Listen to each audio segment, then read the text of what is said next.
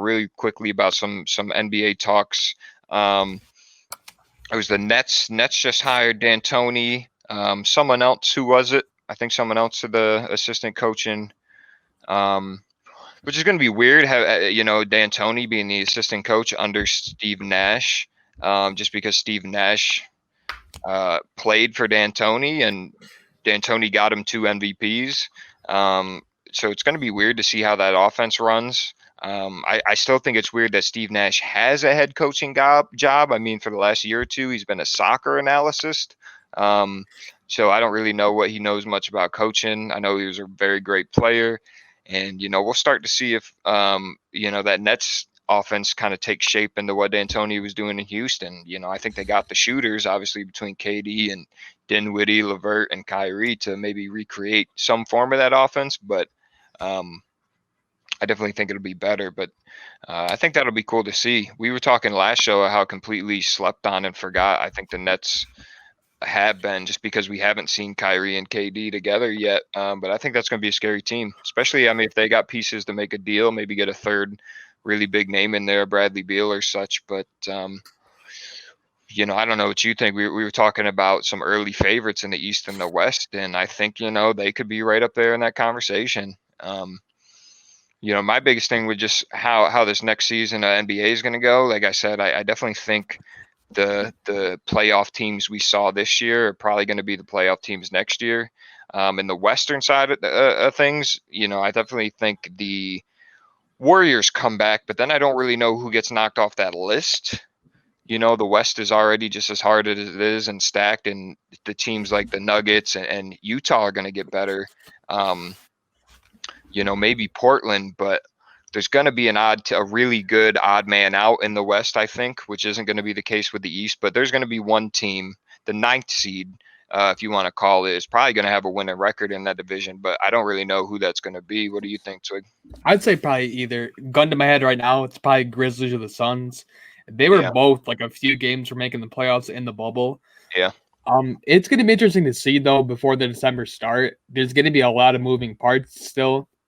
So it's kind of hard to tell what rosters are going to be set and which ones aren't going to make any moves. So before any of that, I would still say Lakers are probably definitely the favorite in the West.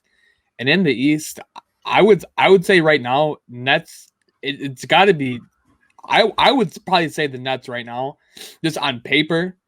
On paper, yeah, I agree with that. Obviously the Bucks will probably be right there. Boston might try to make a move. I saw something about Boston trying to get Millsap from the Denver, which I think would be great for their system. The only thing with Boston is going to be, I know they really want to get off of Gordon Hayward. There's been talks about Gordon Hayward to the Indianapolis Pacers. I think if they could get off his contract, it'd be a great move for them to go. Maybe get a big man.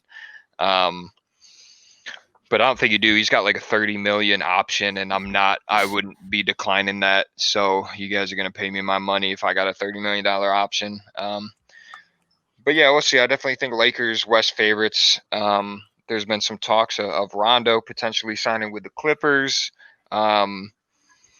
Just because I think over the past 2 years he's only made about $6 million, and obviously him being a really big part of the Lakers winning a championship, I think he's going to get a payday. I think he deserves it.